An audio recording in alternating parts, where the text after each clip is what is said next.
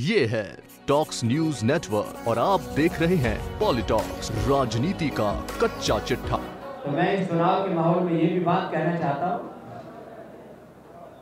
कि चुनाव के जो मुख्य मुद्दे हैं वो महंगाई है, बेरोजगारी है, गरीबी है, भ्रष्टाचार है, काला धन आज भी मुद्दा है और इसके साथ देश की सुरक्षा, राष्ट्रवाद यह भी मुद्दा है। जाति मुक्त भारत, गरीबी मुक्त भारत, रोग मुक्त भारत, मजहबी उन्माद से मुक्त भारत, राष्ट्रवाद से, मानवतावाद से, समृद्धि से युक्त भारत, एक दिव्य भव्य भारत बनाने का सपना यह हमारा है।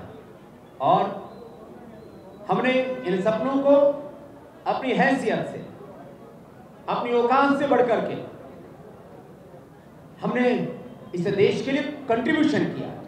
और मैं राजनीति में भी कहूंगा कि लोग टैप रिकॉर्डर की तरह बजने वाले लोगों की बातें सुनकर के वोट ना करें, ट्रैक रिकॉर्ड देख करके वोट करें।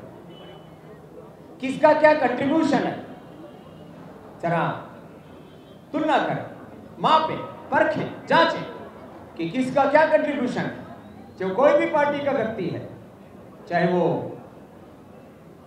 स्टेट लेवल का लीडर है या नेशनल लीडर है, आखिर इस देश के लिए किसने क्या कंट्रीब्यूट किया है, उसके योगदान को देख करके वोट करें, जिनके हाथों में देश सुरक्षित हो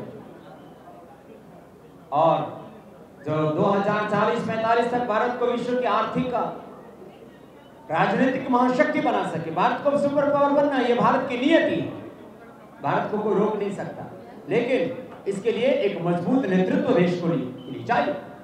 और वो जो मजबूत नेतृत्व दे सके देश को, आने वाले कम से कम 20-25 वर्ष के भारत के बारे में सोच सके। मैं धार्मिक, आध्यात्मिक और सामाजिक दृष्टि से मेरे देश का 50, 100, 200, 500 साल का भविष्य क्या होगा उसके आधार पर काम कर रहा हूं।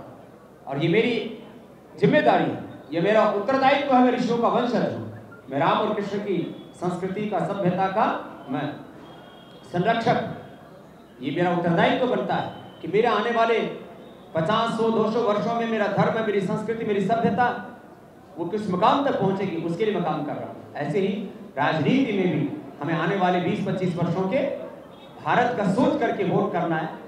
यद्यपि इस बार के इस राजनीतिक दंगल में स्वामी रामदेव खुले तौर पर नहीं उतरे, लेकिन जो मुझे कहना है वो मैंने कई बार कहा है। आज पतंजलि परिधान के साथ साथ भाई राज्यवर्धन राठौर जी, जिनसे मेरा एक बहुत गहरा आत्मीय संबंध है, मैं उनको अपने छोटे भाई की तरह मानता। यद्यपि उनका जन्म सूर्य वंश में हुआ और मेरा जन्म चंद्र वंश में हुआ है, मैं ऋषियों के वंश का और ब्रह्म वंश का व्यक्ति हूँ, लेकिन मैं मानता हूँ कि राज्यवर्धन राठौर कोई राजनीतिक व्यक्ति होने से पहले एक राष्ट्रवादी व्यक्ति है, जिसका ब्राह्मण जैसा दिमाग है, क्षत्रिय जैसा जिसकी भुजाओं में दम है और प्रबंधन की दृष्टि से वो किसी वैश्य से कम नहीं है और शूद्र की तरह सेवा करता है। मैं किसी व्यक्ति के बारे में जब बोलता हूं तो मैं देखता हूं उसका चरित्र कैसा है। राज्यवर्धन राठौर जी का एक निष्कलंक चरित्र है और मैंने उनको पिछले करीब 10 वर्षों से करीब से देखा है। और तब मैं पहली बार किसी व्यक्ति के नामांकन के अवसर पर आज आया हूँ।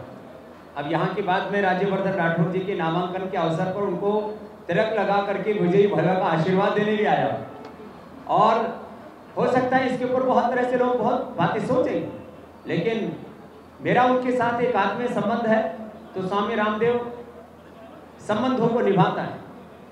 मैं उनको आशीर्वाद देने के लिए वहाँ पर भी जाऊँगा। आपके कोई और प्रश्न हो तो पूछ लेना, बाकी तो वहाँ का हिसाब वहाँ होगा। ये है टॉक्स न्यूज नेटवर्क और आप देख रहे हैं पॉलिटॉक्स, राजनीति का कच्चा चिट्ठा।